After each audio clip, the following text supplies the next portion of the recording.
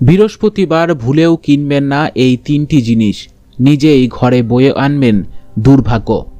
হিন্দু ধর্মে বৃহস্পতিবারের বিশেষ মাহাত্ম্য রয়েছে। এই দিনটি বিষ্ণুকে সমর্পিত। পাশাপাশি এই দিনের অধিপতি গ্রহ বৃহস্পতি। বিবাহ, শিক্ষা, ধনলাভের জন্য বৃহস্পতিবার বেশ কিছু উপায় করার পরামর্শ দেওয়া হয়।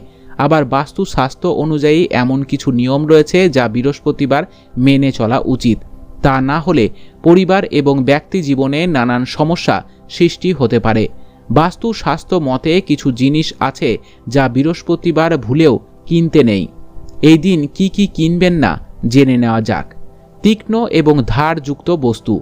বাস্তু অনুযায়ী বৃহস্পতিবার তীক্ষ্ণ ও ধারযুক্ত জিনিস কেনা উচিত নয়।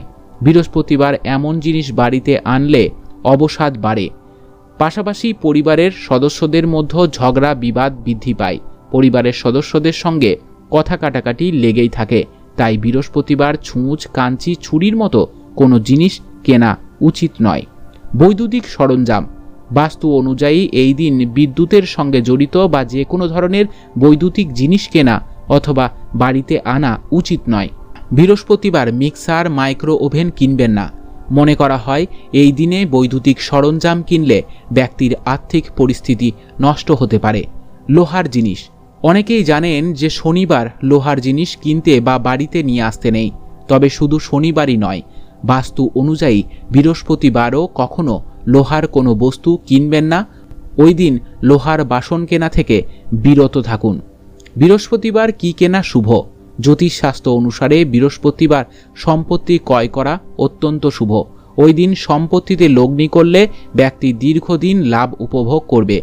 বৃহস্পতিবার দোকান, ফ্ল্যাট, বাড়ি, খালি জমি কিনতে পারেন।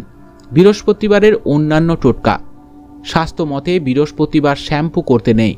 মনে করা হয় বৃহস্পতিবার শ্যাম্পু করলে লক্ষ্মী তুষ্ট হন, আর্থিক সমস্যার মুখোমুখি হতে হয়। এদিন ভুলেও চুল এবং নখ কাটবেন না। জ্যোতিষ অনুসারে বৃহস্পতিবার চুল এবং নখ কাটলে ব্যক্তির জীবনে নানান ধরনের সমস্যা দেখা যায়।